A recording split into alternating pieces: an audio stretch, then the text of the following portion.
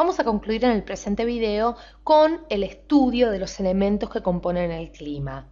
Vamos a ver otro factor geográfico muy importante, que es ni más ni menos que la altura. Vamos a ponerlo aquí. Y vamos a hacer una breve aproximación a este factor geográfico. ¿Por qué? Porque les cuento que la temperatura disminuye con la altura 1 grado cada 180 metros. Entonces, la temperatura disminuye con la altura.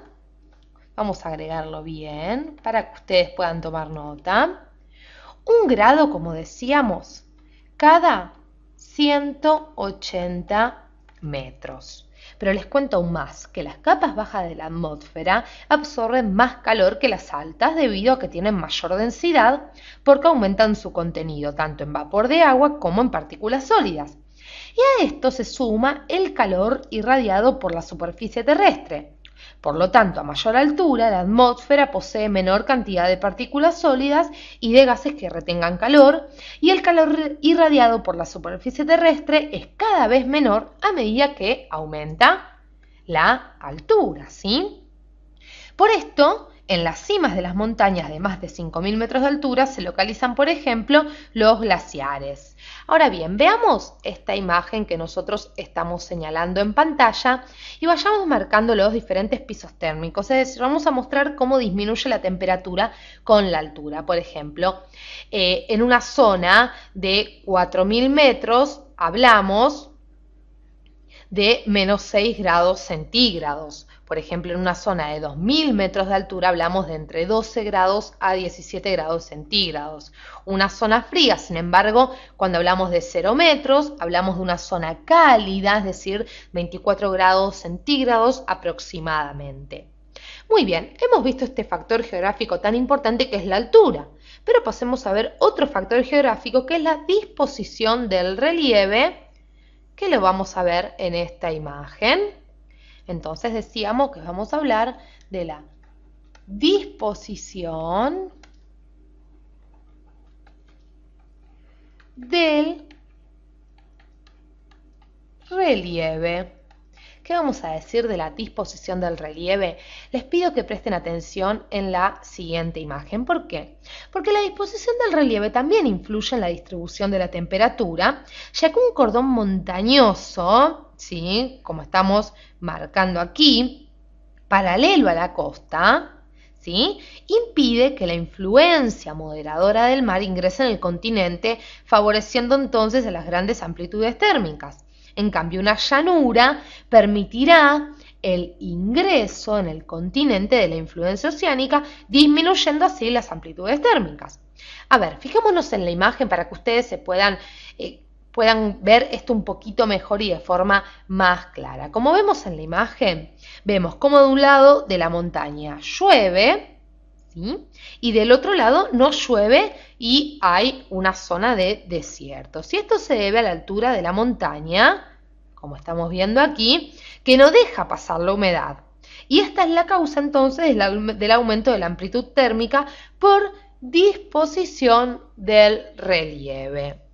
Muy bien, ¿visto este factor geográfico? Vamos a hablar de el último, vamos a pasar aquí, el último de los factores geográficos que vamos a estudiar, que son las corrientes marinas.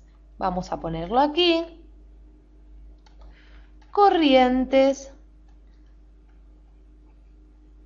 marinas. Ustedes pueden ir tomando nota. Recuerdan que hemos hablado en algunos tutoriales de las corrientes marinas.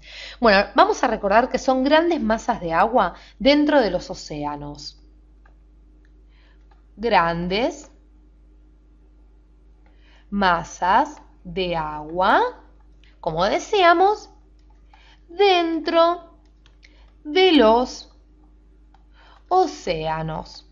Pero sigamos aún más, porque recordemos que las corrientes marinas pueden ser tanto cálidas como frías, ¿sí? Cálidas, las estamos marcando por ejemplo aquí, la corriente de Australia Occidental, para nombrar una, la corriente del Golfo aquí en color naranja, o frías, marcadas con color azul como la corriente marina de la Antártida, las corrientes de las Malvinas, ¿sí? Por nombrar algunas.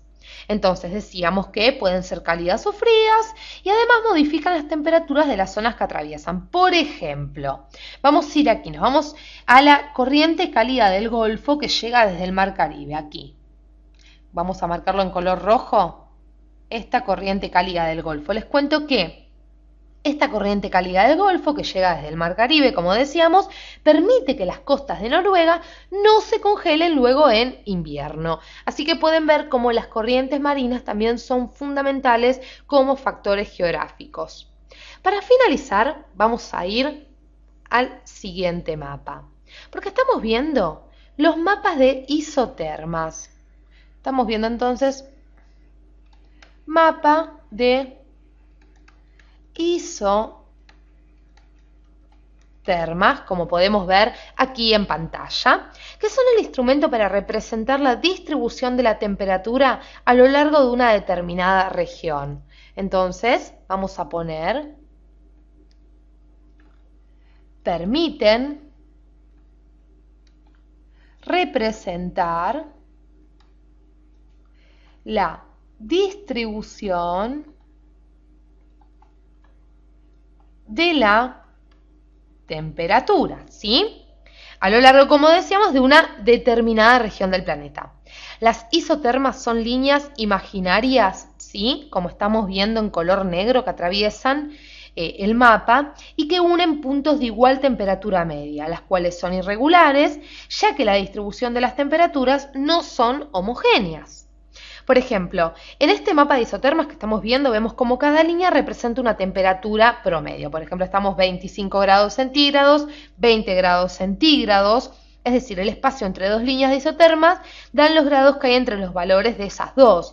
Por ejemplo, como decíamos, en la de 25 grados y la de 20 grados se van a dar los valores entre 24 grados, ¿sí?, y 21 grados, que no se los grafica para que sea más entendible el mapa, ¿sí? Para que se clarifique mucho más la cuestión y no sea un entramado gigante que confunda luego al que quiere interpretar el mapa de isotermas. Muy bien, hemos terminado con este tema tan interesante que son los elementos del clima. Sin embargo, hablamos aquí de la temperatura y también de los factores geográficos. Los invito a que sigamos viendo un poquito más sobre este tema en los próximos videos. Gracias por acompañarnos hasta aquí.